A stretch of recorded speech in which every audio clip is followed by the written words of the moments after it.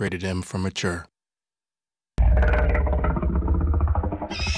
I remember when I was a kid, and every kid loves dinosaurs, and you would always be like, you know, oh, I love the Velociraptor, I love the Brontosaurus, right?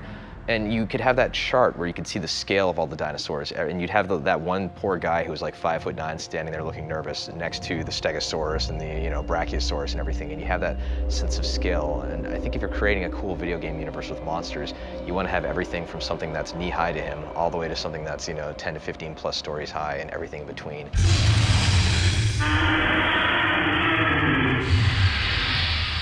The initial backstory for the Locust was that they were these creatures that came in the night, ghost-like creatures, skeleton, and they would steal children.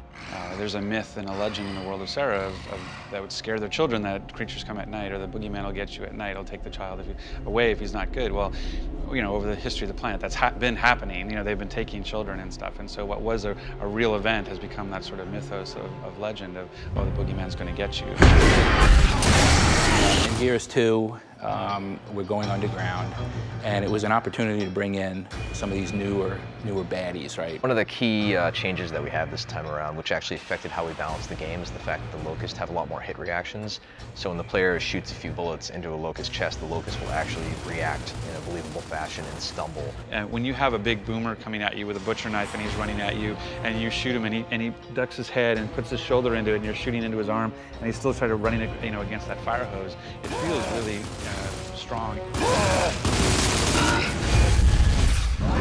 I'd say the biggest thing is we have expanded our AI family by quite a bit. There's lots of different creature types, and there's lots of new ways that the creature types interact with each other. For example, there's a new guy called the Cantus. They have the ability to revive downed teammates on their side. So if you shoot down a Locust but don't finish him, he can bring him back to life from across the battlefield. If you're in a fight with one of these Cantus guys and you ignore him, you're just fighting the front guys, they're just going to keep coming back. And if you do enough damage to him, he'll actually spawn tickers to go after you and try to distract you while he does other things. I love the tickers. The tickers are my new favorite enemy. It's sort of like a moving, walking landmine. Tickers! Their whole purpose is kamikaze, so they just kind of scurry around and hide until they see you, and then they'll just charge you, and once they get close to you, they kind of like, flex their muscles on their back and blow up this bomb that's on their back. So.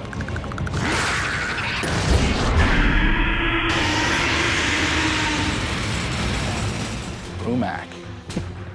Giant monster with guns.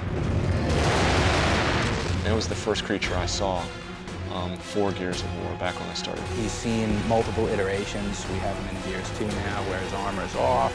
We've got versions with his armor on. He's got weapons. He doesn't have weapons. Talk about iconic creatures, The Brumac is the epitome of every Gears of War creature there is. Everything else is derived from him.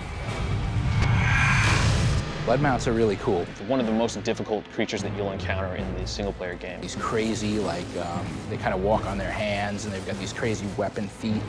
That was a tough character to evolve because of the mechanics of it. We came up with this idea to kind of have it where he's walking on his arms, and his body kind of wraps up underneath, and it's his feet that are kind of sticking out in the front that kind of jab you. He's a really bulky, cool-looking character that the palace guards ride.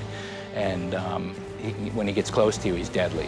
The melee attack is insane, and he just kicks at you with these sharp claws on his feet. And one of the cool things is you can shoot their helmet, and that'll get them all pissed off, and they'll actually rip their helmet off and then charge at you and stuff. So you can actually slow them down if you shoot them in the face, which what doesn't actually slow down if you shoot them in the face anyway. Palace guards are specific to the Locust Palace. He's essentially a Theron, but a crazy, mental, much more badass Theron. I think the one word that we do use most often, and probably daily, is badass. I think it's my art director, Chris Perna, it's his favorite word. Right. So he's got this crazy, shiny armor and stuff. He's highly visible, but he's highly deadly. Scourge is the new big bad, as we like to call them, in Gears 2, and he's the Locust higher-up, kind of high priest kind of character. The Locust ultimately control a lot of the denizens of the Hollow by using things like pheromones as well as certain verbal abilities, and the Cantus are the class of Locust that use this, and he's essentially the leader of that caste. And he's incredibly agile, and he wields a burst pistol as well as a double-ended chainsaw staff, which is very useful for doling out a lot of pain. Scourge is our ROM 2.0, although he's badder than ROM. I'd say Scourge probably lays awake at night thinking about ways to hack people apart and separate them and eviscerate them. Scourge would eat Rom for breakfast, basically, yeah. I think if you were to compare ROM to Scourge and use cars as an example, I think ROM would be the Humvee, whereas Scourge would be the Ducati bicycle. It's a steak versus foie gras. It's flip-flops versus boots. I can keep going.